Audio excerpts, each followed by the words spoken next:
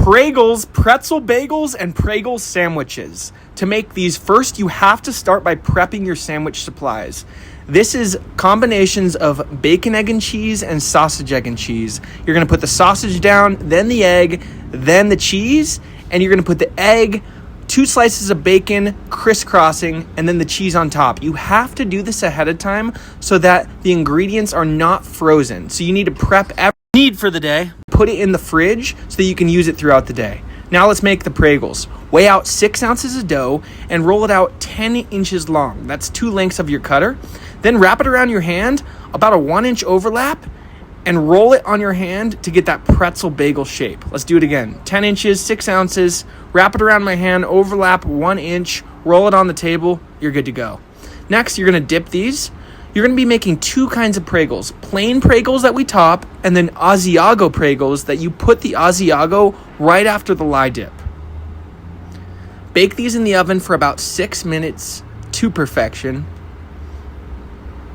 And then when these come out, you are going to brush the Asiago Pragels in butter, but you're going to leave the plain ones untopped and unbuttered until we get ready to top them and serve them. Put them in the heater. 2 kinds of Pragels, plain Pragels and Asiago. Now, when one gets ordered, if it's a Asiago and there's no modifications, it's not a sandwich, you can just put it in the bag. If it's a plain one, you brush it with butter and top it with everything bagel, cinnamon sugar, or salt. The salt and the cinnamon sugar use the same amount as a pretzel cup. Then if you're making a Pragel sandwich, you're going to cut it in half, leave a little bit on the end, take one of your already thawed fridge temp sausage, egg, and cheese or bacon, egg, and cheese packs, put it in this clam and make sure it's completely sealed, and then microwave it for 1 minute. Then dump it on the top side of the Pragel, and you got a sandwich. Let's check this out again. This time we're going to do a bacon, egg, and cheese package, and we microwave it in the clam for 1 minute. Make sure it shuts all the way. Then you're going to put it on the top side of the Pragel, close it up, and you got yourself a Pragel sandwich. Oh, and don't forget, we have cream cheese that you're going to portion into the 1.5 ounce drizzle cup. And then we have these pre-made butters you're going to serve 2 for 1. Slide these into the bag with the Pragel. Key takeaways, because I know that was fast.